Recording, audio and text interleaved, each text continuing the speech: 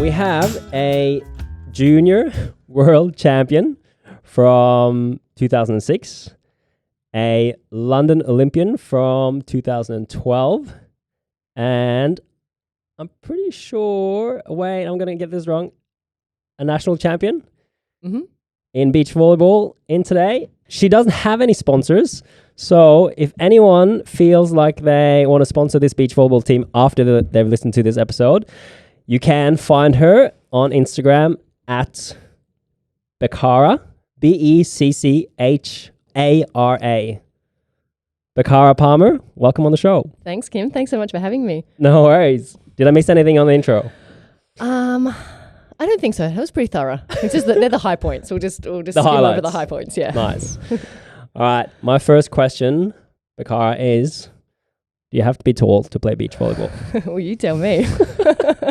Ouch. Well, No, that's you've played right. a bit. You've done pretty well for yourself. I'm a solid 5'5" on a good day. So Well, there's a couple of girls on the world tour right now that are about your height. So that's right. a couple of the Japanese girls are kicking around and they're doing a really good job. And Some Europeans as well, right? yeah, there's like for a defender, and I'm a defender.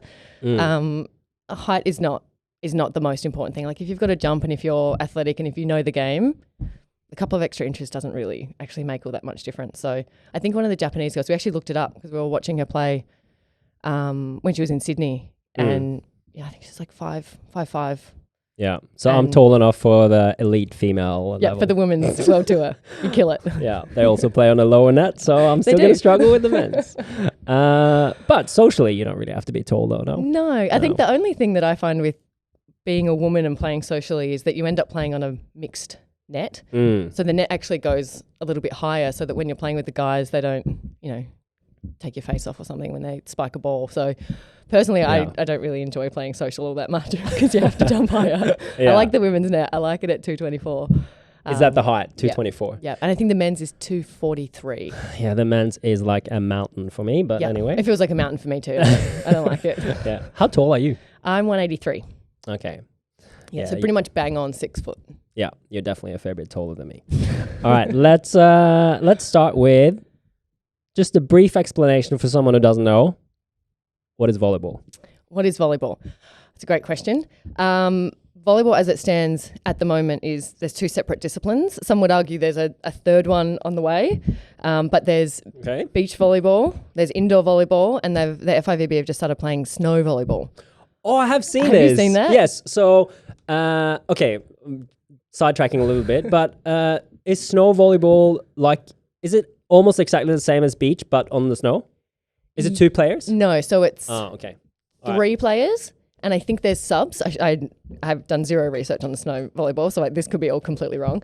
But there's three on the court. They, I believe, have a sub, so you can. I think it's teams of 4. The gameplay is the same. Beach volleyball scoring, but obviously 221. On the snow. But I look at it and it terrifies me because it's like hard snow. So they're wearing shoes and they're wearing gloves and they're wearing beanies and they're playing volleyball. But I'm like, the idea of diving on like compacted hard snow, I stick to the beach. I think. Yeah, I wonder how that's gonna go. Okay, but let's there's 2 kind of 3 versions. Let's do just the basics of indoor. Yeah, so indoor you have 6 on the court. You have like a front row and a back row, so there's positions. The court is 9x9, whereas on the beach is 8x8 on each side. There's rotations, there's subs, you have a coach on the sideline. Generally the squad's about sort of like 12, 13 players all together. Play to 25 points? Yeah, so it's 5 sets. Yeah. 25, 25, 25. 25, 15. Oh, the last one is 15 indoor. Yeah, so the last one is 15. And you got to win by 2 points. Yep, okay. in every set. And then on the beach? It's the court's, like I said, 8x8, 2 per side. You don't have a coach, you don't have any subs. So it's literally just the 2 of you. You play 21, 21, 15 in 3 sets, and let's again win by 2. The net heights are the same. So women's net heights and men's net heights are the same indoor and beach. Yeah. So it's a lot harder to jump higher in the sand. Yes. In my experience, yes. Kind of a obvious statement there. It depends on how Killing hard your the sand is. If the sand's like Manly sand, it's super soft, so it's really hard. Some of the places we go to, like last month when we were in Asia, it was like this tabletop. Like the sand is like rock hard. Yeah. So it feels like you're playing indoor, but you're on the beach. So Manly is considered soft sand. It's super deep. Yeah. Yeah, which is great when everyone comes here because we train down there. So Yeah. then when the internationals come over, they're like, Can't get out what of is the this? sand. You're like, yeah, it's fine. Yeah. In this every day. That's a good point. I've never really considered Manly being soft sand because that's all I've really played on. Yeah. But yeah, I've seen some places you guys go in Asia and the sand looks terrible. Yeah. I think a lot of the time it's quite dirty. Like we're so lucky. Like the Manly sand is so beautiful, but it's like a combination of almost building sand and dirt sometimes. You get really filthy after a game. You're like, oh, I need a shower. Yeah, that's no good. So did you start indoor?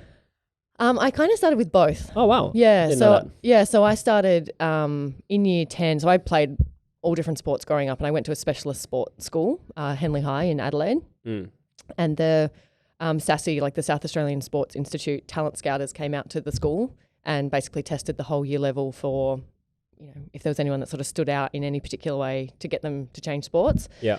And I think my height and my arm span were a couple of things that stood out, and they asked me to come along and try volleyball. Yeah. And I did, and I literally quit my other two sports. I was playing tennis and basketball.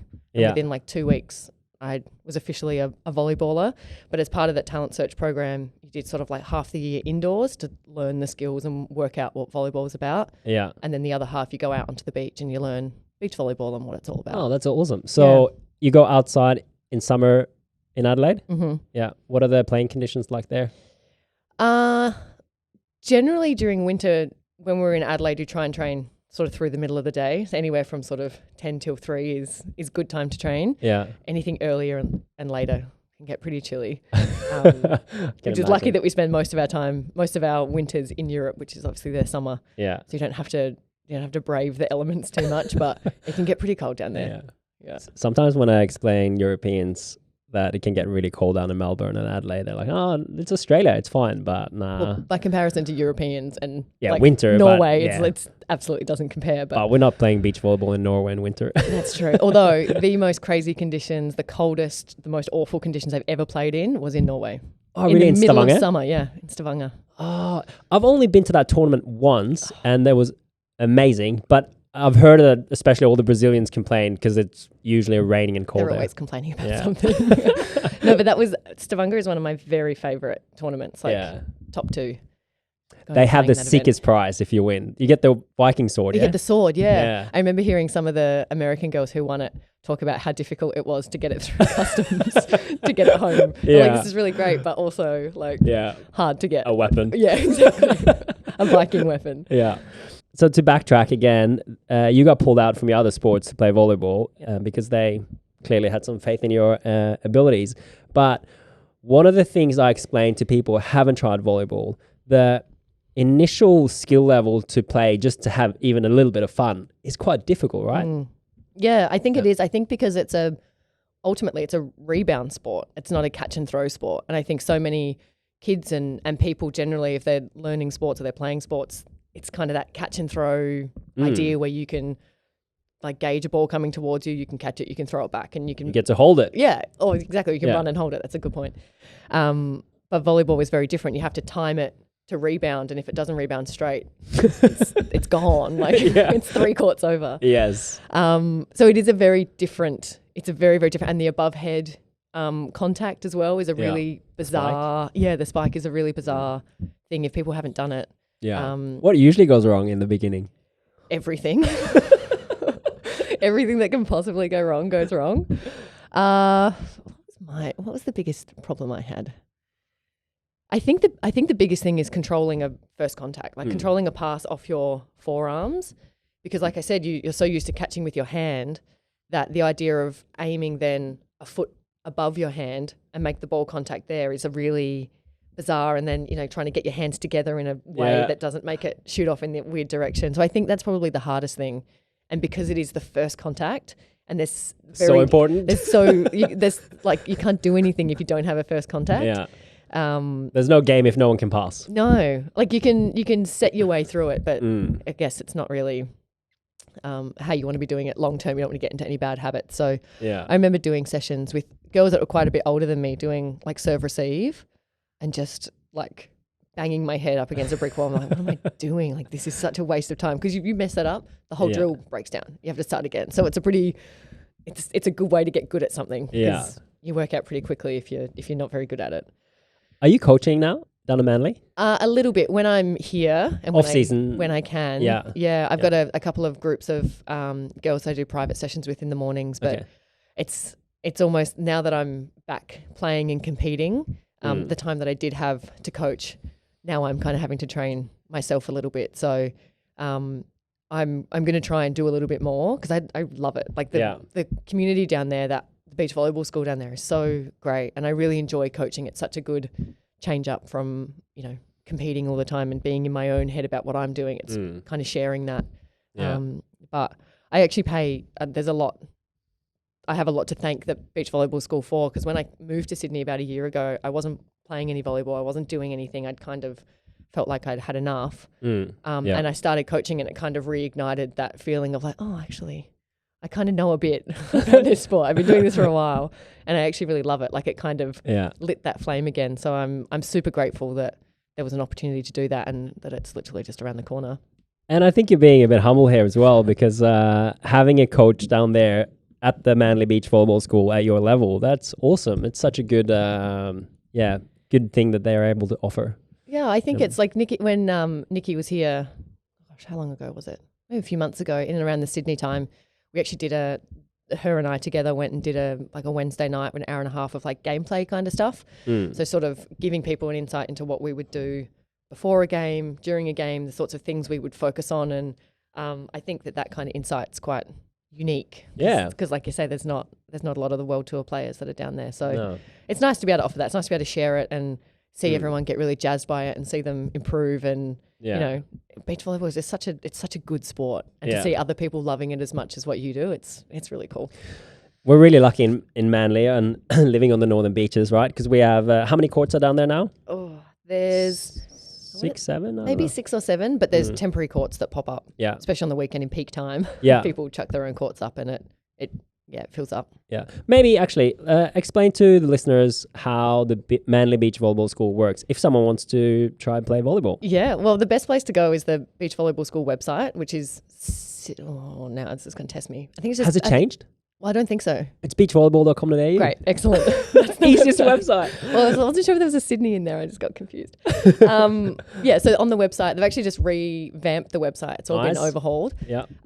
So you jump on the website. There's a schedule on there. There's pretty much morning sessions every morning of the week at the moment. Oh, wow. So Monday through Sunday.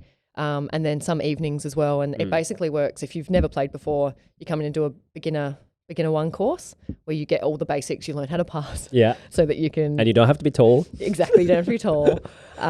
So you can kind of start from the very beginning and work your way through. But there's a lot of people that come that have played in either America or Europe, and they're here visiting, and they come out and they just slot straight into a C squad or something like that. So there's a really wide range from like the A and B squads all the way through to beginners.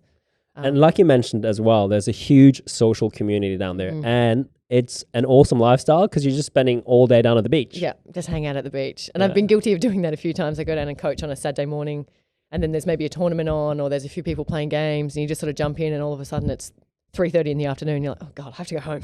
Have to eat something. Exactly. I haven't drunk or eaten anything all day. But especially in summer, like jump in the water.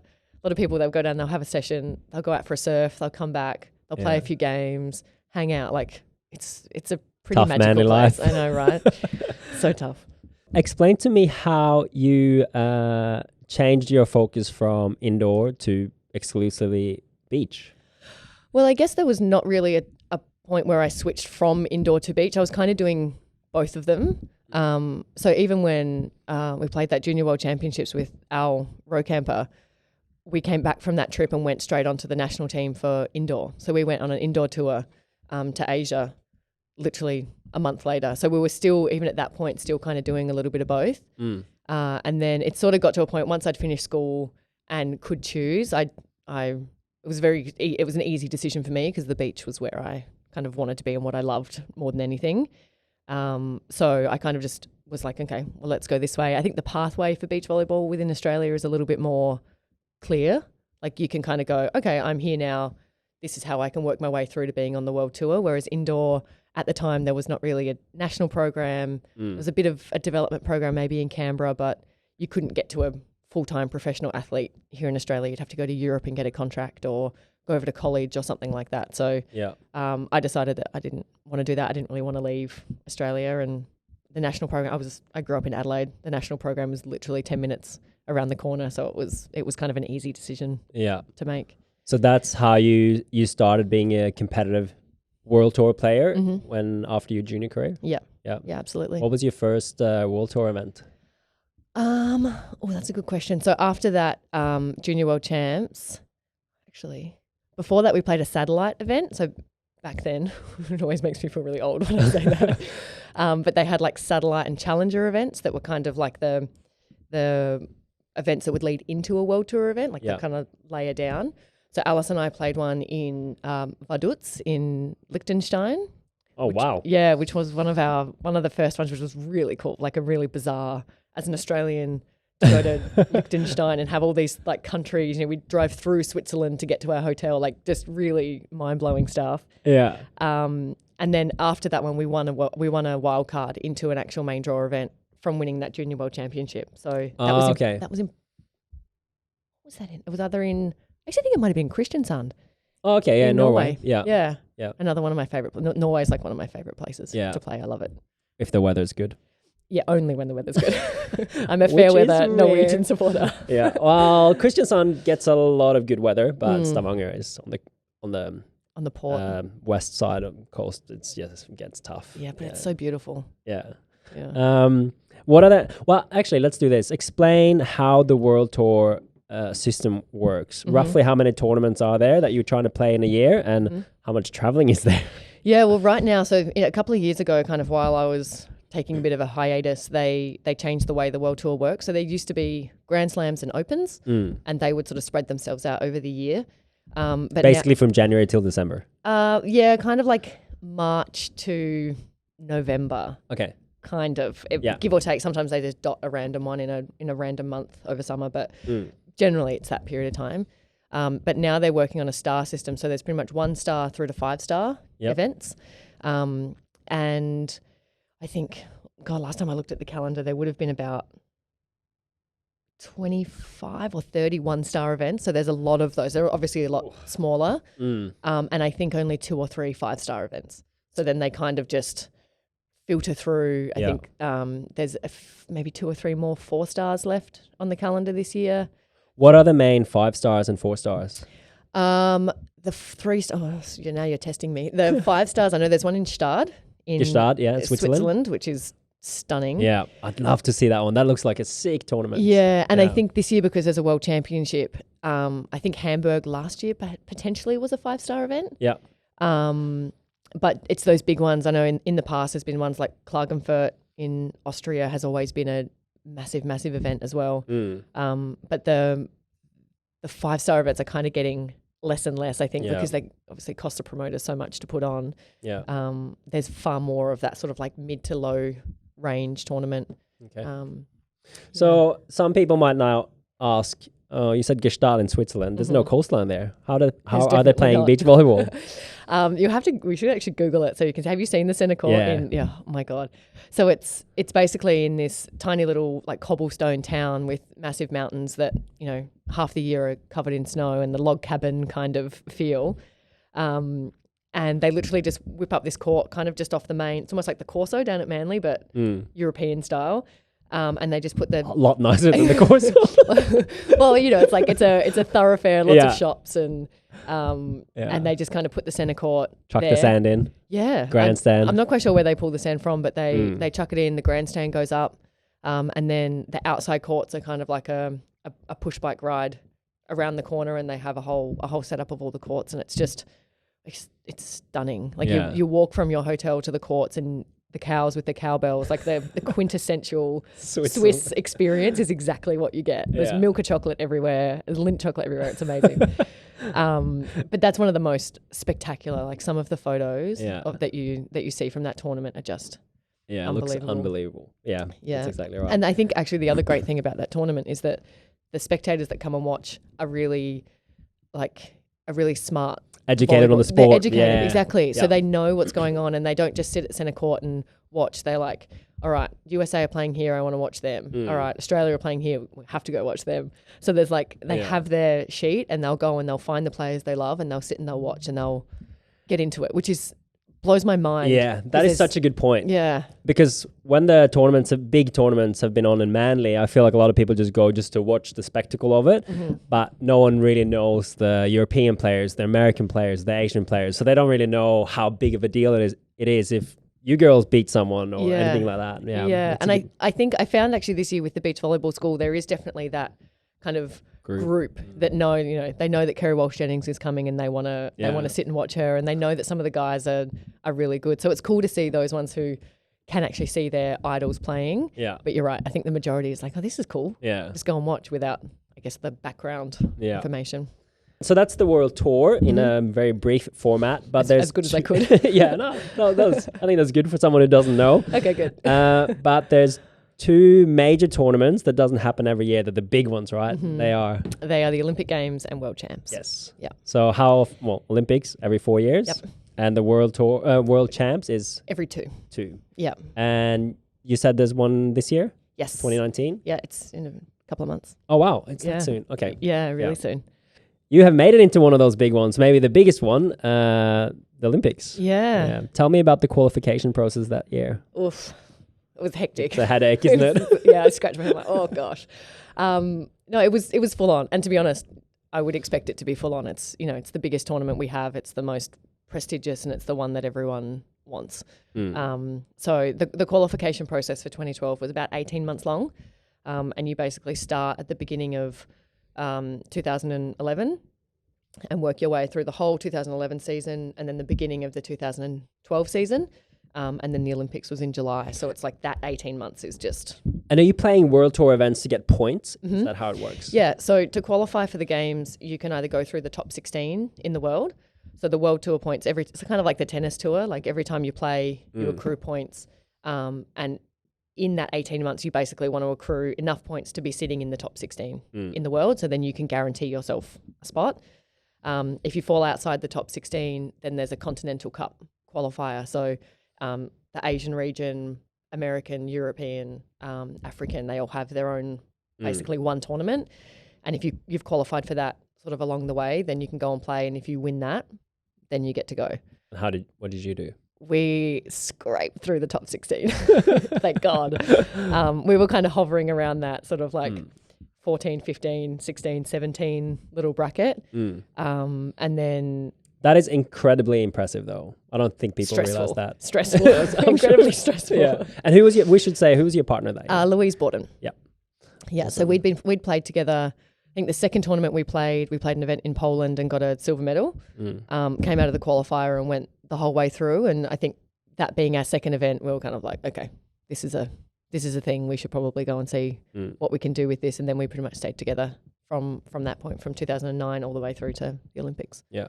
And it came down to right towards the end of that season, right? You guys still had to keep your spot. Yeah. Did you have a particular game that you felt like we have to win this to make it? Thankfully not. I think I might have died. But no, we kind of got to a point and we knew that if we got top 10 finishes in the last X amount of events that we would kind of be okay. Yeah. But we'd spent a lot of the time, I guess, managing ourselves and managing, not looking at the list and not looking at results and not, counting numbers and being those people. Yeah. Even now it makes my heart race a little bit faster because that idea of, wanting someone else to mess up a tournament or, needing to get a certain amount of points is, to be honest, actually really distracting from what we need to just go and do, which is go and play good volleyball. Yeah. So we spent a lot of that time, wanting to click on the list and wanting to see where we were, but also being like, no, it's not going to help. So it was after an event in Rome where we'd played and I think we got a 9th at that event. And our coach kind of took us away. He's like, all right, come on, let's go and sit down. And he basically was like, you've done it. Like, you're fine. I think there was maybe one more event, but we'd sort of put space on ourselves that we weren't. And I just remember the exhilaration and the relief was unbelievable. It was a pretty cool moment, actually. I still I have a very vivid picture of that moment and then calling home. And I think Dad was playing in a lawn bowls tournament in like country South Australia. So I rang and gave them the news, and he was up in the middle of the night because obviously the time difference. And it was a pretty cool moment. It was nice to have done it. That is a special moment. You're now an Olympian. Yeah. Well, I wasn't quite at that point. I had to go to the games. I had to get my accreditation, then I could claim it. Yeah, but you kind of knew you made it. Yeah. Did you get a tattoo straight away? I did. Yep, there it is. It was so we played all our games in the first week. We lost a couple of really tight ones and unfortunately didn't get out of our pool. And in that second week, I've never done it before and I've never done it again. I think I went out like 7 out of 8 nights of that second part of the Olympics. And I don't know how I survived it. I think it was one of those things, and I think a lot of athletes say this is like the come down after it's like 18 months of just stress and trying to make it work, and constantly, you know, the saying no to pretty much everything that wasn't helping to qualify for the games. And then all of a sudden the games are finished and it's like what you're happened? Just free. So you kind of just make a mess for the next week or so. But yeah, a friend of mine, Shauna, who played on the English team, we were out one night. I'm like, yeah, we should get tattoos. It's a great idea. And she called me the next morning. She's like, right, I've made us an appointment. Meet me at the train station. I was like, oh, okay. I guess we're doing it. So I don't recommend a hungover tattoo. It's a terrible idea, even though it took 10 minutes. It's not that bad. No, well, it looks good. It took 10 minutes. Yeah. It was more the pain. No, I like it there. I like the tattoo, but I didn't enjoy the process. Yeah. Did you pick the spot because of volleyball? Or I actually picked it because it was something that I don't see it. Yeah. And I just like the subtlety of it. But then I didn't realize every time I talk to someone or every time I put my hand up, it's like, it's right there. It's right there. Yeah. But it's there now. I've definitely seen worse Olympic tattoos. There's some big crazy ones. Yeah. Yours is pretty neutral. Thanks. I appreciate that. What was it like in London over there that year? Because I lived there before, and when they announced it, I was like, I'm out of here. Yeah, so busy. Yeah. Well, it was super busy. Yeah. I haven't really spent a lot of time in London before that. So we got there kind of the week before just to sort of find our feet. We moved into the village. Well, I think we were one of the first teams or first countries to actually move in. So we sort of saw the village go from deserted, heaps of excited volunteers, but not much else. Yeah. All the way through that first week to just, you know, the night of the opening ceremony, the place was just chaos. An absolute buzz. Like, it was pretty remarkable. It was pretty amazing being in a Australian, like in the team tower, everyone staying in together, like the sense of camaraderie and seeing other team members in the Aussie uniform and stuff. Like, it was really cool. Like, it was one of those experiences you're like, wow, it's hard to believe that Did you see anyone? Did you see anyone and were you like starstruck? Not necessarily. I think that the thing that I found, and I couldn't tell you exactly who the people were because there was a lot of faces, but the thing I found is that I recognized obviously a lot of people, and you're walking through and you're like, yeah, this is great, having a great time. And that many people that I would like say hi to as like a familiar, hi, like, how you going? Yeah. And then just kind of like look at you and keep walking. And I was like, oh, I don't actually know that person. I'm like, I think I know that person, but I don't know that person. I was like, oh, I'm so embarrassed. And then I do it again like the next day. Oh, that's funny. But it's that strange thing of, you know, you see so many of the Aussies, especially the swimmers. Swimmers are huge there, right? They're superstars, yeah. And the track and field guys, like you feel like you know them. Like you feel like you've run the race with them to get them there because you've been following other people's progress as well. So, journey, yeah. It was pretty weird. Yeah. I try not to do that again. If I end up there again, I'm going to try not to say hello to so many strangers. Nah, I think that's a good thing. It's better to be friendly than to be... That's true. Yeah. That's true. Beach volleyball is a huge sport in the Olympics, though. It's one of the most viewed sports there, right? Yep, absolutely. Yeah, so London, we played in Horse Guards Parade. So sick stadium. Oh, it was unbelievable. Yeah. And just such an iconic place in London to play a tournament. Like, it's like a once in a lifetime kind of thing. But yeah, Rio, like I think those tickets sold out within minutes of them going on sale, obviously being in Rio, and it's a massive sport in Brazil. Yeah. But it's, Yeah, I remember Julian Prosser said that beach volleyball is the biggest sport in Brazil because football or soccer isn't really a sport. It's a religion over there. Yeah, I've heard that before too. I think that's true. I think so too. But what I think a lot of Europeans don't realize is that beach volleyball isn't really a big sport in Australia relative to a lot of other sports that we have because we think, oh, there's heaps of beaches here. Surely everyone's playing beach volleyball. What are some of the challenges with the growth of the sport here? I think there's probably a few. I think like as kids, we have so many options. Like there's so many sports you can go and play. You can play soccer, tennis, basketball, NRL, AFL. Like there's so many things you can go and do. And I think volleyball now is starting to get a little bit more into schools and actually with programs and specialist kind of volleyball sports. But we're kind of a bit spoilt for choice. And I think when you look at the opportunity of, you know, go and play AFL, potentially get an AFLW contract or potentially get an AFL contract, or you look at volleyball and it's like, oh, maybe I'd have to go to Europe, and you could get a pretty good contract, but it's feels like far away. Yeah, it's less accessible, I guess. But yeah, it's blown my mind since I started playing volleyball. I'm like, I just don't understand how this sport, which is so quintessentially Australian, it's on the beach, it's fun, there's music, it's with your mates. Like, I still can't work out why we haven't quite gotten onto it yet. Yeah, I agree. Yeah, but it is growing. It is growing. And I think it's just a slow burn because I think every time someone plays it, they love it. If you had the power and the money, like you were the Prime Minister, Becchara, what would you do? Oh, what a question. Difficult question. Yeah, I'd make beach volleyball compulsory in every single school. Just force it down people's kids' throats. Yeah, I'd make corporate companies have to sponsor beach volleyball teams. Yeah. No, gosh, what would I do? That's a good question. I think that there's a lot of things, and I think with an election coming up in the next, couple of days here in Sydney, I think there's so much talk around at the moment about the environment and about, really pressing issues that we need to be taking seriously. And I think that's one thing that I look at, and it scares me a little bit to think that, the beaches, even just the temperature and the lifestyle that we have based around the environment is something that is so, I guess, fragile that I think it's important that we would do something about that. I've never thought of it. It's a good way to look at it. I've never dreamt to be in that position.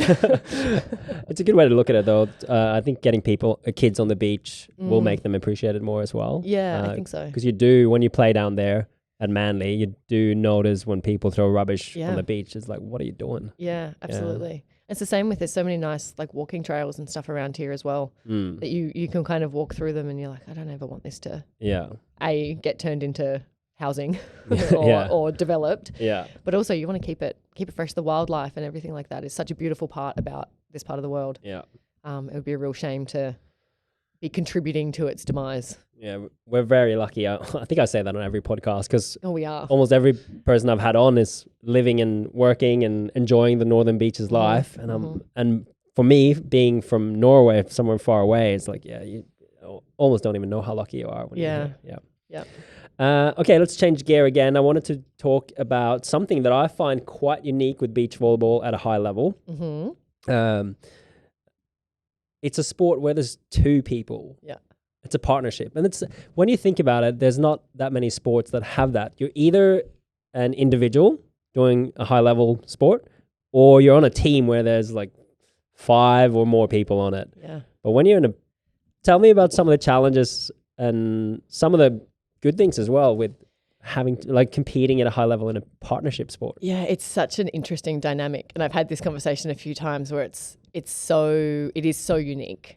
And I think about maybe there's some rowers, like the double scull rowers who are a tandem. Maybe even doubles tennis players, but they generally are singles players that come together.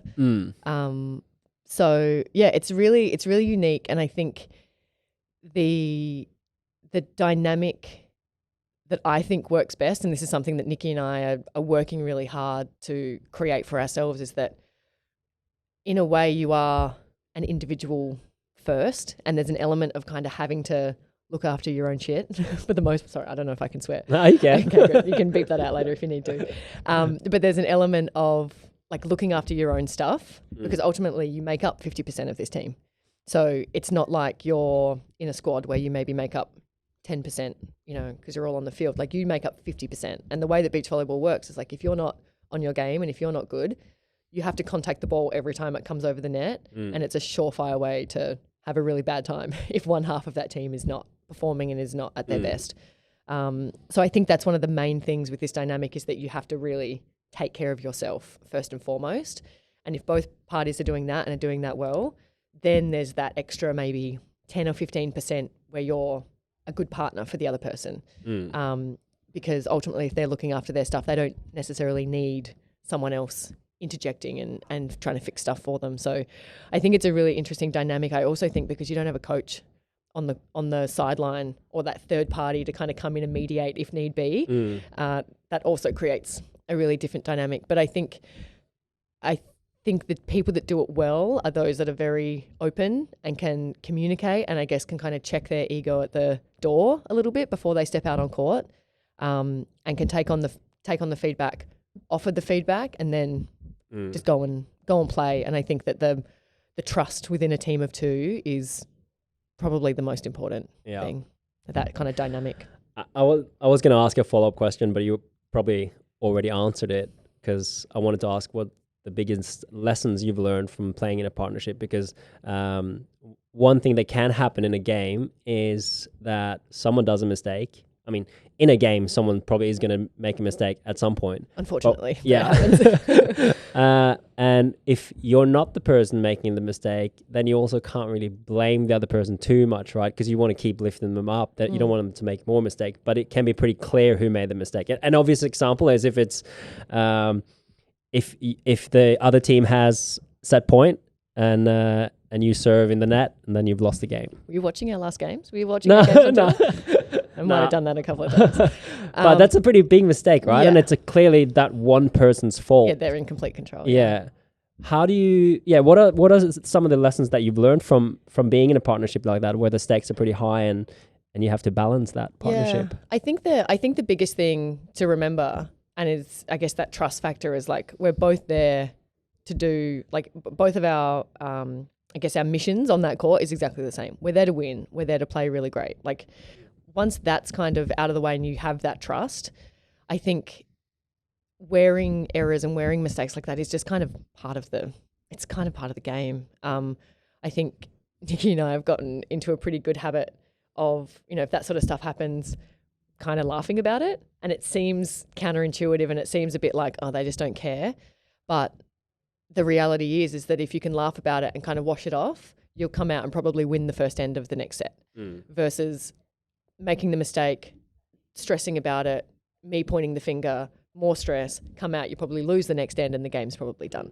So it's kind of the ability to respond in a really positive way despite what's being thrown at you and despite the circumstances, I think is a really hard skill to learn, but I think it's super, super valuable. Yeah. And I think the other part of that is, I guess, the ownership, individually being able to own a mistake or own something. So if I was going to say if I ever did that, and I've done it a couple of times. You've played for so long, I'm sure you've done it a few times, but it doesn't matter. But doing it and being able to be like, fuck, that's my fault and I need to do X, Y, and Z.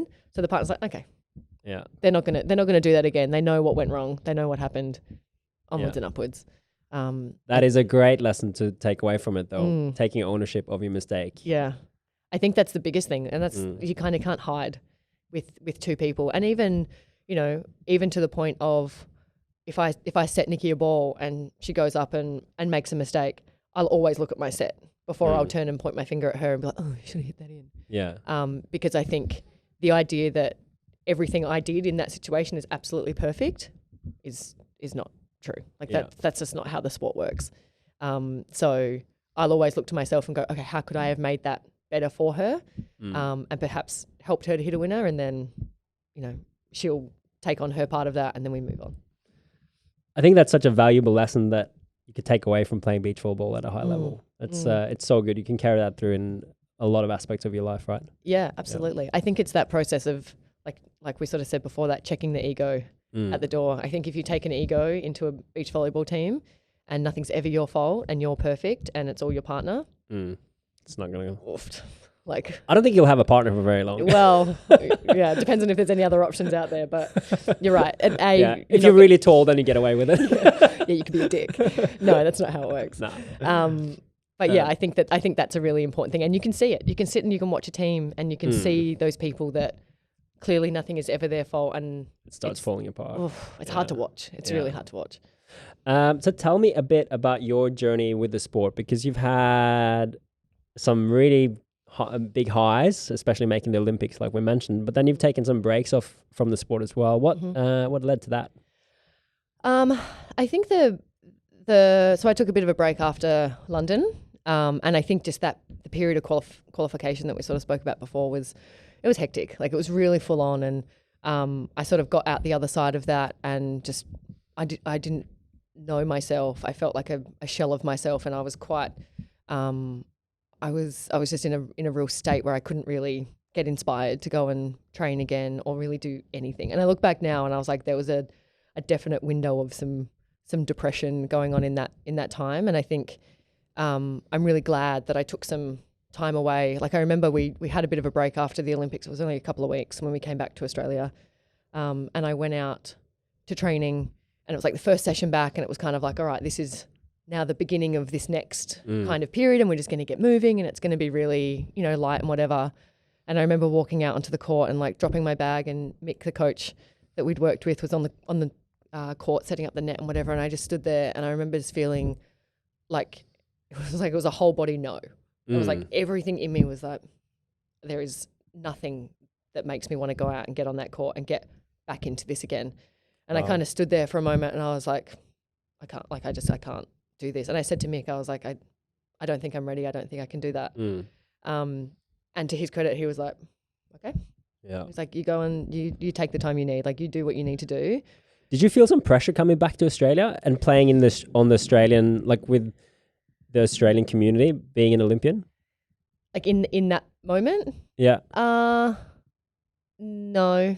I think the position that I was in, there was no real external pressures to go and do anything or be anything in particular. I think I was probably just so consumed with how I was feeling. I was like, I didn't really care, which I think is why I would look back and suggest that was a pretty dark time, because I wasn't really feeling much. I didn't really feel the pressure, but I also didn't feel inspired. I definitely wasn't happy. There was a lot of not nice feelings in that time. So I took that time off, and it was actually interesting. I had a conversation with Nat Cook, who's been to a few Olympics in her time. She's after about 5 now. Yeah. And it was in London. We were in the same apartment, and I said to her in that second week of the Olympics, I was like, I just want to go home. I want to spend a week in a day spa. I want massages and facials. I'm like, that'll fix me for sure. Like, that's what I need.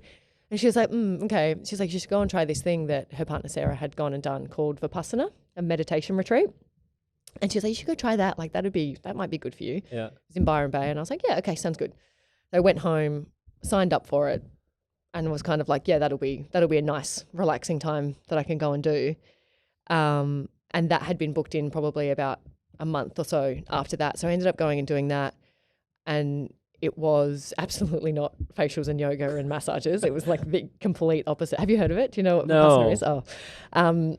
So in that period of time, I sort of took that break and went and did this Vipassana. And basically it's a 10-day silent meditation retreat where you meditate for 10 hours a day and you eat a couple of meals, but it's entirely silent. No phones, no books, nothing. Yeah. You basically just go and sit with your own thoughts. Self-reflection. For 10 days. Yeah. Forced self-reflection. Literally, almost, yeah. And I'm so grateful that Nat suggested it, and maybe she took a look at me and she was like, she knew what was going on. I know what you need. And it's not what you think you need, but this is what you need. So I went and did that, and it literally, I easily would say that pretty much changed the trajectory of my life. Yeah.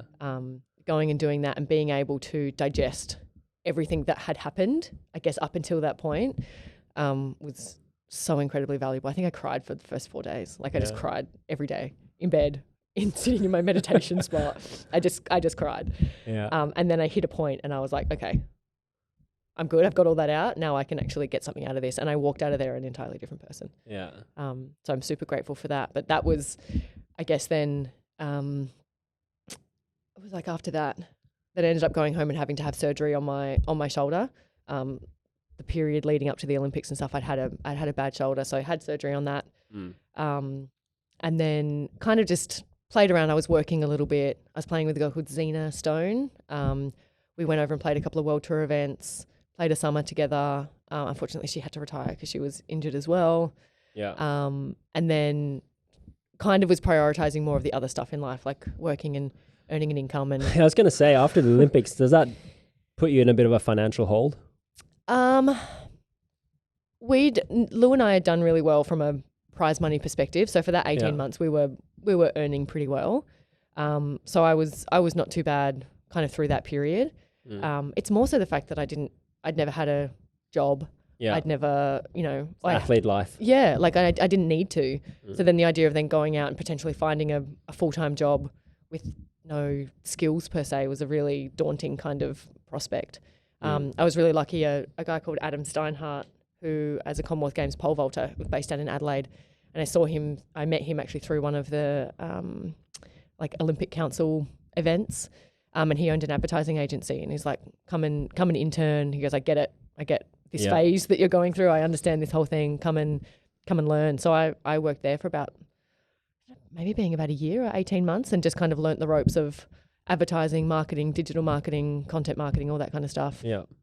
Which is another really amazing stroke of luck because I've been able to actually carry that out into a career for myself and actually been able to get full-time work and have skills that are valuable enough to offer a salary to, which is really good. Yeah. It is such a common story with athletes, either retiring or getting injured, and then they just realize, well, haven't really made an earning and no super, and I don't really have any skills to put out in the workplace. Yeah, I just think it's so valuable. Like the things I've learnt outside of volleyball in terms of just like being an adult or adulting, and having to look after yourself and be financially secure and all those kinds of things that I think in the athlete bubble you kind of get a little bit sheltered, and generally there's someone that's going to pick up the slack if something goes wrong. You're kind of quite protected. Yeah. So I found that there's been so many of those learnings that now I feel like I'm able to put back onto the court. Yeah. And I think they're super valuable. There's like a maturity and a sense of perspective I think that you get when you go back on court. You lose a game, you're like, it's not the end of the world. Like I'm not going to sit and cry for 20 minutes about it. It's like, oh well, that happens sometimes. Like onwards and upwards, which is I think a really healthy way to approach sport in general. Yeah. But I think it takes a while to learn that lesson, right? Yeah. Yeah. I think it does. Yeah. When you're young, you don't really care about it. Yeah. Absolutely. Yeah. So how did you find your passion back again for beach volleyball? And because now you're having a crack on these big tournaments again. Yeah. Yeah. So I don't know if we were recording before when I said this or not, but it was I moved to Sydney probably about a year or so, just over a year or so ago. My partner lives here. So I moved over to live with her, and we within a couple of months, obviously the beach volleyball school was down there. I was looking for some work, and it's kind of that's such a no-brainer, like to have the volleyball Olympian go and coach beach volleyball and make some money out of it. Yeah. So I went down. I remember the night before my first session, I was sitting there and I was talking to Rochelle, and I was like, I'm terrified. I'm like, I don't know what to teach these people. Like, I don't know what to do. Like, I'm not going to be able to teach them anything. Like, this is going to be so embarrassing. They're never going to want me to come. Like, I had this full like identity crisis. Yeah. Which I was like, it's okay. Like, I think you're going to be okay. Just you'll be fine. She knew. Yeah. And I got down there, I picked up a ball, and I was like, got it. And literally it all just came flooding back. And I think it was that realization that it was just second nature. Like I actually didn't have to think about it. I knew we got on court. As soon as someone started passing, I'm like, no, this. And I was like, it was just coming out of my mouth. It was like I was kind of the bystander sitting next to myself going, wow, like there's a lot of information in there that has just kind of been hidden away. It's such a natural feeling to be nervous about your first coaching session, though. I was so nervous. And I think because it had been a while. It had been a few years since I'd coached. And yeah, thankfully it didn't take long. I came off the sand after that session. And I was like, this is the best. I was like, I just want to do this forever. It's fun, so right? Yeah, it was really good. Yeah. So that kind of sparked it back again for you, and you this was before you and your current beach volleyball partner played the Manly tournament, right? Yeah. So that was beginning of last year. Yeah. So before I moved to Sydney, actually, I'd sort of taken a step away from the national program in Adelaide and had decided that, the situation that I was kind of offered while I was down there wasn't something that I was overly inspired by, and decided kind of to take a bit of a step away. Yeah. And the day after I did that, I got a phone call from the Adelaide Crows AFLW coach, and she asked if I wanted to join the squad as a rookie. Yeah. Which I was like, absolutely. Like, that sounds like so much fun. Like, the Adelaide Crows on my team. Growing up, I played a little bit of footy at school, but not much. But I think she saw me and was like, there's someone that's been an athlete for such a long time. And the squad was very full of 18, 19-year-olds who have never been athletes before and didn't quite know how to be an athlete. Yeah. So she sort of saw me and she was like, right, you can come in here and let's try and corral these kids into a positive direction. Yeah, that's awesome. So I found going into another sport and being literally the rookie at the very bottom, learning how to kick and learning how to run and kick and learning how to take a tackle. And the ball isn't around. No, and it's like it bounces. I'm like, what is this? I think probably it was the contact and the tackling thing that was the hardest to get used to. Oh yeah. It's a good way to get you really inspired to like lift weight. Yeah. I need to put some muscle on these bones, otherwise I'm going to get destroyed. Yeah. So I did that for over that summer. So that was a kind of like a 4.5 month process. Yeah. And I enjoyed it. Like, it was a good challenge. It was exactly what I needed. Because then the feeling coming out of that and then going onto the sand and how second nature and how instantaneous it was is obviously not how football felt. Football was like a grind, and I was very conscious of every single thing and every person running around me. To then get out in the court and be like, oh, I remember how to do this. So that was, I think, the contrast between those things was probably the biggest indicator to me that there was still a bit of a love there, and I was like, oh, this feels so good. I'm like, I just want to keep doing it. That's such a good point, because I think it's great being a beginner at a new sport, because it humbles you. It's so humbling. Massively, and you realize how difficult something can be. Yeah. And even, I mean, for you coaching beginners in beach volleyball, again, you realize, yeah, okay, now I understand why this is so difficult, because you guys have never really done it before. But then it must mean that you appreciate your skills, because what comes natural for you, passing a perfect ball in a windy condition, for a beginner, that's a nightmare. But you've done it so many times, and even at high stakes, you must look at that and appreciate your skill level, right? Yeah. Yeah, it definitely gives you a sense of a little bit more empathy for the beginner, because I'm like, okay, I can very easily put myself in your shoes and I know how this feels. So I think it probably made me a more compassionate coach, in that it made me probably more, I guess, not that I don't think I would have been before, but much more supportive and like it's okay. Like, this is going to come. Don't worry. It's going to come. Just stick at it. Yeah. But you're right. I think I definitely sort of came back into volleyball and then realized that, I can still serve. I can still hand set pretty well. Yeah. I can still pass okay. I can still spike a ball and hit a winner. I was like, okay, so I've like just skipped the first sort of 10 steps. I'm really happy to have done that work in the past 10 years. I don't have to go back there. I can just sort of like step in up here and go for it. So I again feel very lucky that was the case, that it didn't all just disappear and have to start from scratch again. Yeah.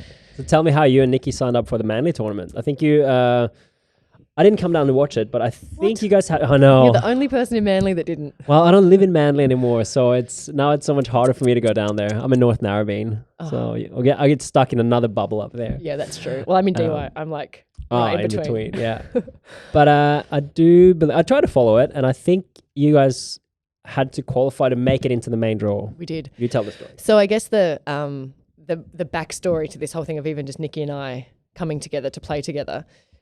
So one of our good friends, Sarah Badagleen and Damien Schumann, were engaged, and they Sarah had her hens party over here in November at the end of last year. So at the time I wasn't really training. I wasn't really doing anything. I was working full time. I was like, yeah, I'm happy. I'm earning a salary for the first time in my life. It's great. Living in Sydney, having a great time. I thought I was, living my best life. And at that evening, Nikki had come over from Adelaide for the hens night. So it's a bunch of girls I hadn't seen in ages. We're all catching up. And Nikki was just talking about, I guess, some of the struggles she was having down in Adelaide with finding a partner and finding someone to kind of push through to the next Olympics, and just, the challenges that came with it. She'd had back surgery because she had a bulging disc that needed to be operated on, and the rehab of that, and just the process. Like, you could, there'd been a lot going on. And we were standing there talking, and it was like, as she was talking, it's like this light bulb kind of just like popped out of her head, and she was like, you're available. You need to come and play with me. And I was like, we'd had a few drinks, and it was kind of like, yeah, that's a nice idea. I'm like, I really like volleyball. It's kind of fun.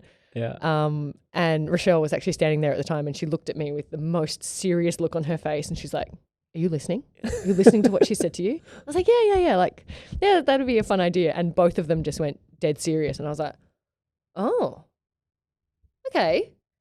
And I kind of just let it sit. And then the next morning I woke up and I said to Rochelle, I was like, I think I'm going to do this. Like, I think this is something that's going to happen. And Rochelle was like, yeah, of course it is. Like, I can't believe you think this is not going to happen. I think she said to me, she said, the only reason why this wouldn't happen is because you're scared. And I was like, oh, then you have to do it. Damn you. I'm like, I'm so mad at you for saying that.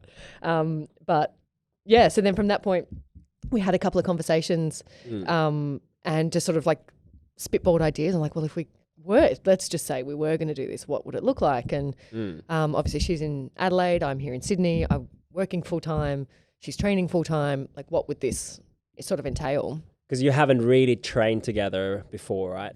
No, we'd played one tournament in Manly a few years ago, just as like a fun tournament to play, but never together. We'd always been playing with other people. So yeah, from that point we just kind of kept talking about it, and then we're like, okay, well, we need to play some of the national tour events just to see if this is even a possibility. Let's see if we gel. So we played the Cobram Open. That was like a regional Victoria. I've never heard of that. Yeah, it's like right on the Murray River. It was actually beautiful. Oh, wow. So we drove from Sydney, we drove to Cobram, played that, won it, which was really great. We went down to SA, played the SA Open. I think lost to Alice and Lucy in a quarterfinal, so took a fifth there. Yeah. But it was pretty evident pretty quickly. We were both like, yeah, this is going to work. Like, I think we're going to be able to do something with this. And then, so we were like, okay, well, the next obvious choice is Volleyfest coming up in Sydney. So we, actually, I think we went to Cambodia. We played a 2-star event in Cambodia where we qualified. Didn't play very well. I think that tournament goes down for both of us as the most amount of service errors either of us have ever made in a tournament. With both of us in the same tournament at that one. It was so bad. It was like somehow the footage off our camera just disappeared and never saw the light of day, thank God. So we played that, and then we played Volleyfest. So it was the national champs was the weekend before. And then the Sydney event. So we had 2 days. We played the 3 days of Oz Champs, which was a Friday, Saturday, Sunday. We had Monday and Tuesday rest. I actually went to work. I worked full day on Monday, and then we had like a recovery day Tuesday, and then we started playing in the qualifier. So the wild cards get offered out to teams within the draw, and there was one of the other Aussie teams got the wild card for that one. So Nikki and I were like, all right, no worries. We have to front up in the qualifier. So I remember getting to the end of that day, and we'd won our 2 qualifying games, and both Nikki and I were like, sweet, we haven't embarrassed ourselves. We got out of the qualifier, like, bloody great. Like, let's just go and have some fun and see what happens. And then we played the next day, won our games. We were like, great.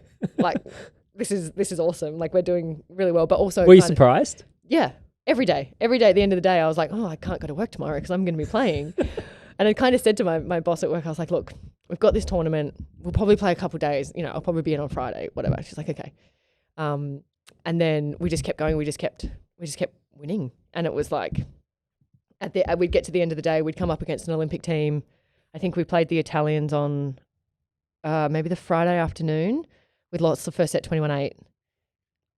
21-8? Yeah, we lost the first set 21-8. And we got to the end of that timeout, and both Nikki and I looked at each other and were like, we've had a pretty good run. Like, we've done pretty good. Let's just kind of go out and have some, because we played all our games on centre court through Volleyfest. So it was great. Our family and friends, everyone we loved was there. Like, it was such a nice feeling event from that perspective. So we'd lost that first set, came out and we're like, let's get a few more points than 8, but we've had a good run. Yeah. And we ended up winning the second set. We ended up winning that game, and we both kind of came off, and we kind of like that doe-eyed look in our face of like, oh, okay.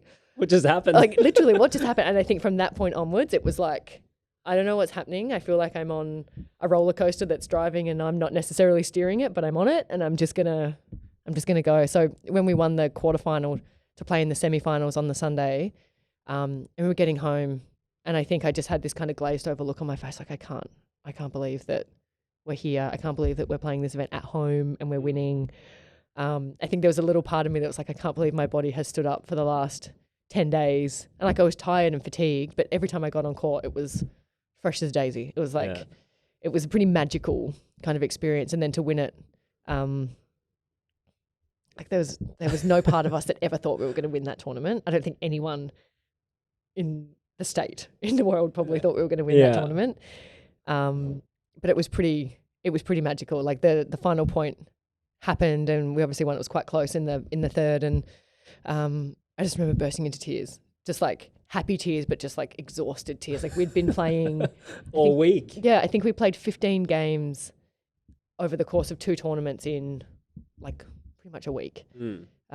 So yeah, it was pretty unreal. Yeah, it was pretty unreal. And then the probably the best part is when you get up, you get your medals and stuff, and then the anthem plays. And I was like, it's been such a long time since I stood there and heard the anthem because of us winning. I've heard it because other people have won, other Aussies. But they're playing it because of you. And on Manly Beach, on that home beach with so many family and friends, and like it was magical. It was magical. That's the only word I can think of is magical. It's the best part about being an athlete. That's those moments. Those moments, And it was amazing to come back from not playing the sport, I guess, in November, and then that happened in March. It was like a 4-month period.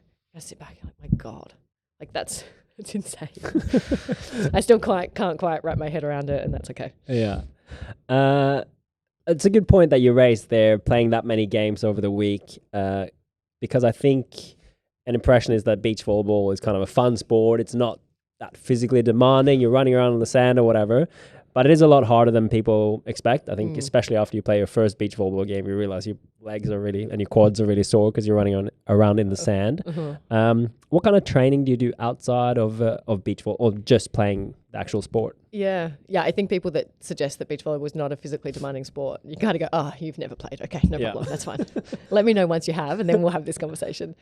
I think the off-court stuff at the moment in terms of complementary training is something that I feel like I'm in a bit of a exploring mode at the moment. I think for the majority of my career, the lifting program and things like that have been kind of set out, and it's just our job to rock up every day and do what has been prescribed, I guess, for want of a better word. Can you give some examples when you say lifting program? So being down in Adelaide and based in the national program, they actually have a really great strength and conditioning team down there. So there's a lot of like Olympic lifting, a lot of dynamic stuff, a lot of plyometric stuff, depending on the time of the year, I guess, in the competition.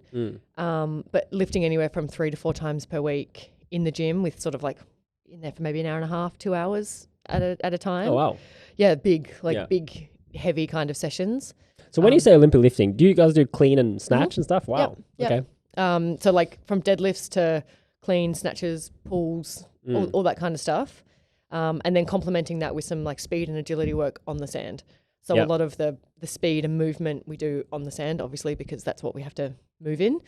So that's kind of been the majority of kind of what I have experienced in the past. And I think coming back into the sport and now having what feels like a bit of a second chance or a bit of a second lease on life, I'm trying to find some different ways to get myself to a point where I'm really rock solid, like my body's not going to break, but I'm also really happy and jazzed about going and training every day. And I think I've been in that situation so many times where training is not fun, and getting out of bed and going to train, like getting out of bed and going to the gym is not inspiring. And I'm like, I don't want to come back into this sport to feel like it's a drain and a drudge. So I'm like, I'm going to try and find a way that, keeps it pretty fresh. Have you found anything that you're really enjoying? Yeah, I think I've actually started doing some like Pilates, like reformer Pilates stuff, which I love. I love that feeling of being really strong through range. And I think it's quite relevant to beach volleyball because you're constantly in weird and strange positions flying all over the court. So I'm really enjoying that. I really enjoy that feeling. I was actually just saying this morning that this idea of getting in and training, being really short and sharp with training, and going really hard for a small amount of time and then getting out is kind of feels like something that I'm probably going to explore a little bit of, which leads me to kind of like a CrossFit style workout, which seems crazy coming out of my mouth because I think I've avoided CrossFit like the plague for so long. So all I see is people vomiting and passing out after workouts. And I'm like, oh gosh, that doesn't look like that much fun. CrossFit has developed a lot as well in the last 10 years. It's not the same. Which is exactly the feedback that I've had. And I'm like, all right, well, maybe I'll give it a... Make sure you go to a good gym. Well, that's it. Well, there's a few around here, right? There's some good ones around here, which is good. But I think a lot of the things that are outside, like going down to the sand dunes at North Curly and chucking a ball around and then running up a sand dune, or done a couple of boxing sessions down there on the sand. Oh, cool. Oh, it's brutal, like so brutal. But just finding ways to kind of incorporate fitness and getting fit, but it not feeling like I'm training by myself in the corner of a gym and it being, work. Yeah, it's probably the best way. Like I've started swimming quite a bit. So going down like the ocean pools here, I just love. Like we don't have them in Adelaide. Yeah. So coming down and doing some laps down at either DY or Freshie or somewhere like that is like, it's such a lovely thing to do. Yeah. Just not this time of year. It starts to get a bit cold. It's still all right. Is it? It's not too bad. Yeah. Okay, well that's good. I'm saying that, and then you might go in this weekend and it's dropped And 4 it'll be degrees. freezing, We're close. We're very close to Yeah. it dropping, but yeah, it's still fine. Yeah. Yeah, and things like even just being here, like the idea of getting out into the water. Like I'm such a water baby. I love the water. I love being near it. I love being able to hear it. Yeah. So trying to incorporate some of that stuff that's a little bit more holistic into the strength and conditioning side of things. Yeah. And by no means have I nailed it yet. I think it's going to be a bit of a work in progress. I think it's never perfect. No. Yeah. And I think maybe getting rid of that idea that it's going to be like, oh, This is it. here's the formula, I've got it, Yeah. nailed it, because then it will change, obviously. Yeah. But I'm enjoying, I guess, that discovery phase. Yeah. And being able to just kind of go, okay, what am I liking? What am I not? And being a bit more agile around it versus, I guess, set and stuck in my way. Yeah, that's good. Never want to be stuck in my ways. Like I said, it always changes, and we change as well, right? So yeah. Okay. What does the diet look like for your normal beach volleyballer? Yeah, normal beach volleyballer.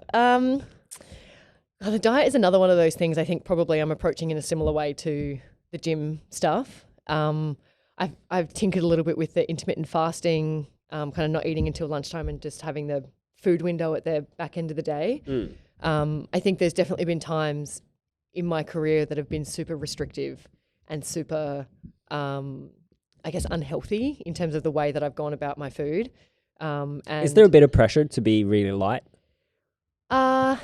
Yeah, there definitely has been in the past. There was, especially through that London phase, there was I felt a lot of pressure from myself and externally to be leaner and to drop some weight, which is really all consuming and quite debilitating a lot of the time. And I think I look back now, at the time, I guess I didn't have the insight, but I look back now and I'm like, I was so stressed and I was for periods of time under eating and training a crazy amount.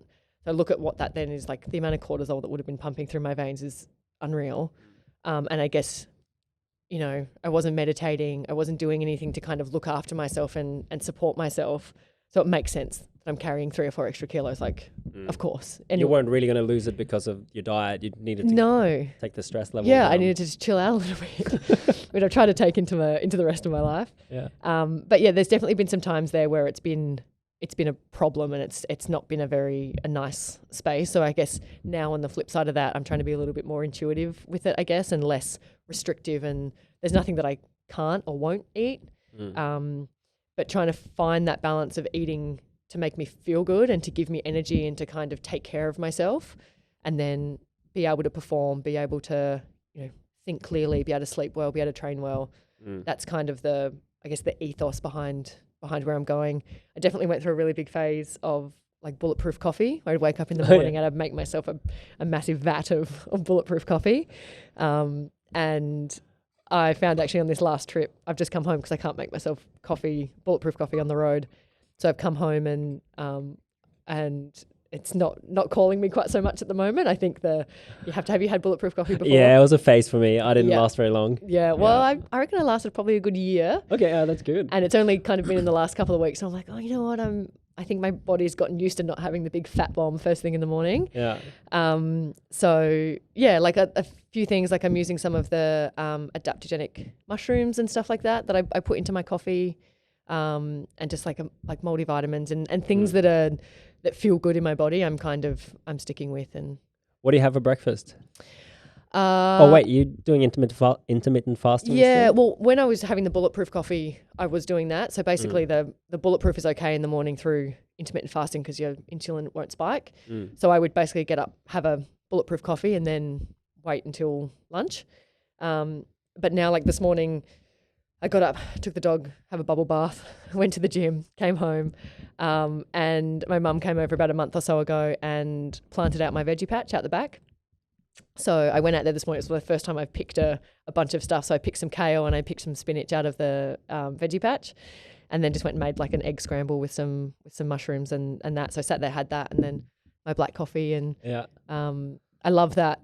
I love that idea of being able to go out and pick something and then like cook it and eat it. I think it just feels so very holistic. Oh, it feels really like hearty, and I really love it. So that's what I had for brekkie this morning. I'm trying to obviously have a big tour and some big tournaments coming up, so I'm trying to sort of clean myself up a little bit. Whereas perhaps I would have been a little bit more like relaxed and not so fast. I'm trying to kind of tighten the reins a little bit so that. Yeah, it must be difficult to eat when you're traveling as much as you do, right? Yeah. Or eat healthy, I should say. Yeah. Eating is easy, but... Well, yeah, eating is easy. I like eating. Yeah. No, I think because we've just spent 4 weeks in Asia, so we spent 2 of those weeks in China. Yeah. And at the moment, there's a kind of recommendation out there that athletes don't eat the red meat because the way that the meat is farmed over there, they use a lot of steroids to bulk. To bulk the beef, I guess. Okay, yeah. So that might... flash up on a test? Yeah, so there's been positive tests before that they've linked back to red meat in China. So that's the overarching recommendation is that you don't eat the meat over there. So, in my suitcase, there's like half of my suitcase is pretty much tuna, rice, or like couscous, or, a whole bunch of stuff that we just try and take with us so that we're not kind of at the mercy of whatever's in the Bain Marie at the end of the night. Yeah, wow. But a lot of rice, a lot of greens, and a lot of tuna. Tuna, it's not too bad, but you get over it after a while. Yeah, so you got to get lots of different flavors. You got to get the lemon and pepper and the tomato and mix it up a little bit. Keep life interesting. Nice. Alrighty, Becchara, what do you got coming up? I think you're traveling again, playing some more tournaments. Mm-hmm. And where can people follow your beach volleyball journey? Yeah, so from here, in a couple of days, we fly back to China. So we have a 4-star event in China. We have to qualify for that one as well, so that'll be fun. And then we're back for a couple of weeks before heading to Europe. We have another 4-star in Poland.